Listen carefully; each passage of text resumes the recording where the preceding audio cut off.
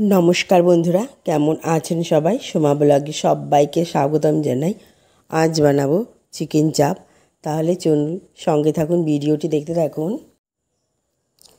এবার নিয়েছি 500 চিকেন, আর এর মধ্যে টক দই আর লবণ দিয়ে এটাকে 2 ঘন্টা ম্যারিনেট করে রেখে দেব।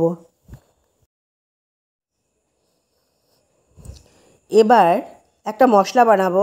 দিয়েছি আদা, রসুন আর কাঁচা লঙ্কা, এটাকে পেস্ট বানাবো। আর একটা কড়াই বসিয়েছি, কড়াইতে দেব ঘি আর দেব সাদা তেল। এবার এটাকে বেশ ভালো করে গরম করে নেব। গরম করে নিয়ে এর মধ্যে দিয়ে দেব এবার দারচিনি, শুকনো লঙ্কা আর দেব এলাচ। এবার দিয়ে এটাকে একটু ফোড়ন দিয়ে দিলাম। দিয়ে এবার দিয়ে দেবো পেঁয়াজ। পেঁয়াজটাকে বেশ ভালো করে ভেজে নিতে হবে। পেঁয়াজটা ভাজা হয়ে গেলে যেই মশলাটা আমি বানিয়েছিলাম আদা, রসুন আর কাঁচা লঙ্কা, এবার সেটাকে দিয়ে দেব। সেই পেস্টটাকে দিয়ে দেবো। দিয়ে বেশ ভালো করে এবার আবার একটু কষিয়ে নেব যতক্ষণ না রসুন আর গন্ধটা ছাড়ে। এবার আরেকটা মশলা বানাবো। নিয়েছি পোস্ত আর চালমগজ আর এদিকে রয়েছে কাজু। এবার এটাকেও পেস্ট করে নেব। এদিকে আমার মশলা কষানো হয়ে গেছে। এবার এর মধ্যে দিয়ে দিলাম শুকনো লঙ্কা, কাশ্মীরি শুকনো লঙ্কার গুঁড়ো। আর এখানে কোনো হলুদ আমি দেবো না।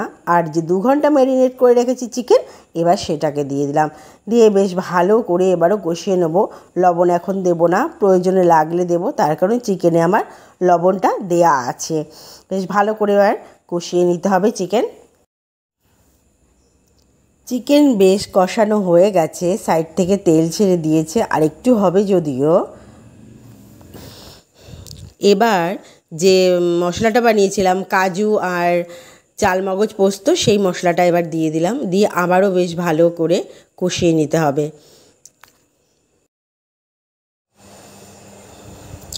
আবারও মশলাটা বেশ ভালো করে কষিয়ে নেব যতক্ষণ না তেল ছাড়ে। এবার আমার মশলাটা খুব সুন্দর কষানো হয়ে গেছে, সাইড থেকে দারুণ তেল ছেড়ে দিয়েছে।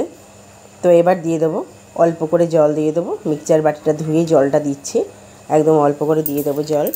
বেশ ফুটে উঠবে, তারপরে দিয়ে দেবো কেওড়া জল আর অল্প করে দিয়ে দেবো গোলাপ জল। তো বন্ধুরা, আমার চিকেন চাপটা সম্পূর্ণ রেডি হয়ে গেছে। এবার নামিয়ে নেব। যদি আমার ভিডিও আপনাদের ভালো লাগে তাহলে আমার পেজটিকে ফলো করে দেবেন, শেয়ার করে দেবেন। আর যদি ইউটিউব থেকে দেখেন তাহলে আমার চ্যানেলটিকে সাবস্ক্রাইব করে দেবেন। সবাইকে অনেক ধন্যবাদ। আমার চিকেন চাপটা একদম রেডি, নামিয়ে নিয়েছি।